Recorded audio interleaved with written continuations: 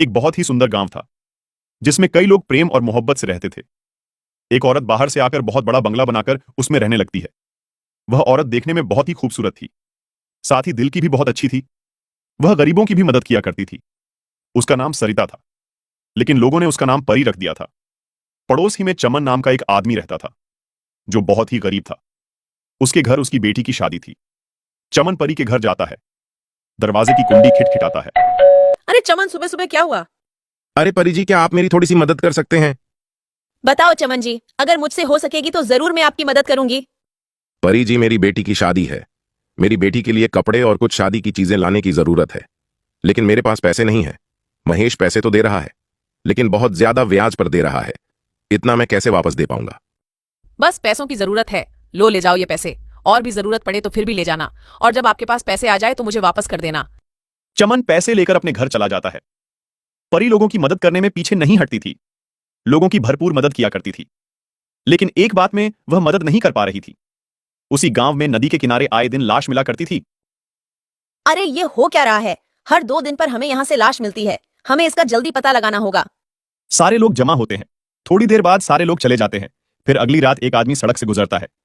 भैया, अरे भैया मेरी तरफ देखो तो। डर क्यों रहे हो? मुझे तो आपकी मदद चाहिए। इधर तो आइए। नहीं, हम किसी की मदद नहीं करते हैं। मुझे घर जाने दीजिए। अरे मुझे घर जाने दीजिए। वो आदमी चलने लगता है। एक बार तो मेरी तरफ देखिए, शायद आपका इरादा बदल जाए। नहीं, हमको नहीं देखना। हमको माफ कीजिए, मुझे जाने दो। मैंने कहा ना मेरी तरफ देखिए, समझ नहीं आता? जैसे ही वो देखता है वो मर जाता है। हाँ हाँ हाँ हाँ, कब की रट लगा रहा था। अब तो तेरी लाश घर जाएगी। अगर एक बार मेरी तारीफ कर लेता तो मैं जिंदा छोड़ देती। उसके बाद चुड़ैल उसको नदी के किनारे डाल देती है। अगले दिन सुबह सुबह रीना रोती हुई आती है। सारे लोग जमा हो जाते हैं। क्या हुआ रीना, क्यों रो रही हो? मेरे पति महेश रात को घर नहीं आए। चलो हम उस नदी के पास जाकर देखते हैं। सारे लोग नदी के पास जाते हैं। साथ में परी भी आती है।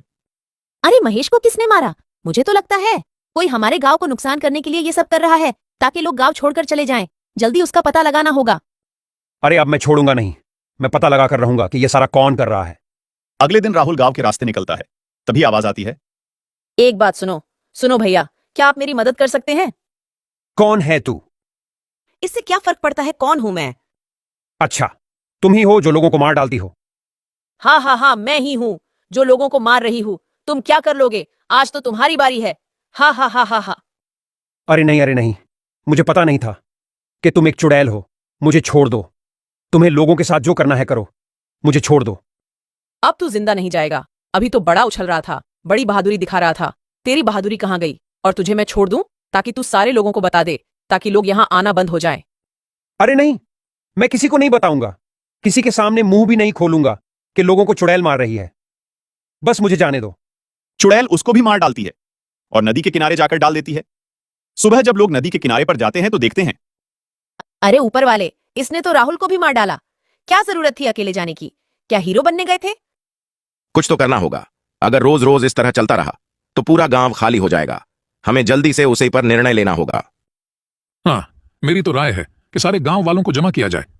उसके बाद सारे गांव वालों को जमा किया जाता है। गांव के सरपंच और मुखिया और बड़े बड़े लोग जमा होते हैं।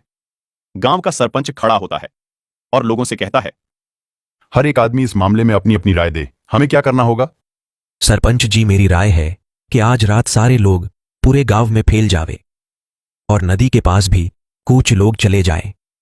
लोगों को कौन मारता है सब पता चल जाएगा। लेकिन सारे लोगों को देखकर वह नहीं आएगा तो हमारा काम नहीं होगा। सरपंच जी, मेरी बात सुनो। मैं आज रात को जाऊंगा। मेरे साथ एक आदमी को और भेजो। हम दोनों मिलकर पूरी बात का पता लगाएंगे। फिर हम सुबह आपको बता देंगे। ये बात सही है। दूसरा आदमी कौन तैयार है? जल्दी बोलो। तो एक आदमी खड़ा होता है जिसका नाम प्रकाश होता है। सरपंच जी, मैं जाऊंगा। लोग अपने घरों पर चले जाते हैं। जैसे ही रात होती है तो प्रकाश और मोनू दोनों गांव से निकलकर सड़क के करीब जाते हैं। वहां से दोनों अलग अलग हो जाते हैं।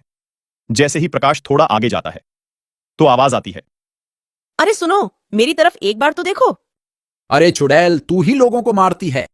हाँ हाँ हाँ हाँ, मैं ही मारती हूँ। आज तेरी बारी है। प्रकाश फौरन वहां से दौड़ता है। प्रकाश फौरन मोनू को बुलाता है। मोनू, जल्दी मेरी तरफ आओ। यहां चुड़ैल रहती है। अरे प्रकाश, क्या हुआ? अरे भाई देखो उधर दूर, जो अभी औरत नजर आती है वही चुड़ैल बनकर आई थी। चलो उधर जाकर देखते हैं। जैसे ही वह दोनों चुपके से देखते हैं तो प्रकाश कहता है, अरे ये तो परी है, परी। ये दोनों आदमी भागकर गांव आ जाते हैं। फिर वह दोनों अपने अपने घर चले जाते हैं। जैसे ही सुबह होती है वह दोनों सरपंच के पास जाते हैं। फिर सारी बात सरपंच को बताते हैं। फिर सरपंच गांव के कई लोगों को लेकर परी के घर जाते हैं। सारे लोग और सरपंच परी के घर जाकर दरवाजा खिटखिटाते हैं। परी बाहर नहीं आती। सारे लोग आपस में एक दूसरे से कहने लगते हैं, लगता है परी को पता चल गया है, अब बाहर नहीं आएगी। उसमें से एक आदमी कहता है, मुझे तो लगता है परी भाग गई होगी। सारे लोग शोर करने लगते हैं, जिसकी आवाज सुनकर परी घर का दरवाजा खोलकर बाहर आती है। अरे सारे गांव वाले मेरे घर क्यों आए हो? क्या हुआ है? कोई जरूरत है क्या? नहीं नहीं, हमें यह खबर पहुंची है, आप ही रात को चुड़ैल बनकर लोगों को मारती हो। अरे ऐसा कौन कहता है कि मैं रात को चुड़ैल बनकर लोगों को मारती हूँ? सुनिए परी जी, कल रात मोनू और प्रकाश दोनों गांव के बाहर सड़क पर जा रहे थे। जब दोनों अलग हो गए तब प्रकाश के सामने चुड़ैल बनकर क्या कह रही थी। हाँ हाँ, मैं ही चुड़ैल थी, क्या कर लोगे? अरे परी, आप ऐसा रात में क्यों करती हो? उसकी क्या वजह है? सरपंच जी जरा सुनिए, जब मेरा पति चोरी करते हुए पकड़ा गया था उसी वक्त गांव वालों ने मिलकर उसको मार दिया था। उस वक्त मैं प्रेग्नेंट थी। मेरे पति के मर जाने के बाद मैंने आत्महत्या कर दी थी। तब से मेरी आरती चुड़ैल बनकर भटक रही है। मैं किसी को नहीं छोड़ूंगी, सारे गांव वालों से बदला लेकर रहूंगी। तभी परी चुड़ैल बन जाती है। तभी सरपंच के पास दो आदमी आकर कहते हैं, सरपंच, हम तांत्रिक को लेकर आते हैं, वो चुड़ैल को अपने कब्जे में कर देगा। वो दोनों तांत्रिक के पास जाते हैं और तांत्रिक को सारी बात बताते हैं। तांत्रिक उन दोनों के साथ आता है। तांत्रिक चुड़ैल से कहता है, गांव वालों को परेशान करना बंद कर दे। नहीं, मैं गांव वालों से बदला लेकर रहूंगी। तभी तांत्रिक चुड़ैल को आग लगा देता है। चुड़ैल जल जाती है। सारे गांव वालों को चुड़ैल से छुटकारा मिल जाता है। सारे गांव वाले तांत्रिक का शुक्रिया अदा करते हैं। गांव वाले तांत्रिक को बहुत सारी चीजें गिफ्ट करते हैं। तांत्रिक उन चीजों को लेकर चला जाता है। फिर गांव वाले खुशी खुशी रहने लगते हैं। सरपंच मोनू और प्रकाश को कुछ पैसे दे देता है। उनकी हिम्मत की वजह से पूरे गांव वालों को छुटकारा मिलता है। दोस्तों, इस कहानी से हमें यह सीख मिलती है, कभी भी किसी पर आंख बंद करके भरोसा नहीं करना चाहिए।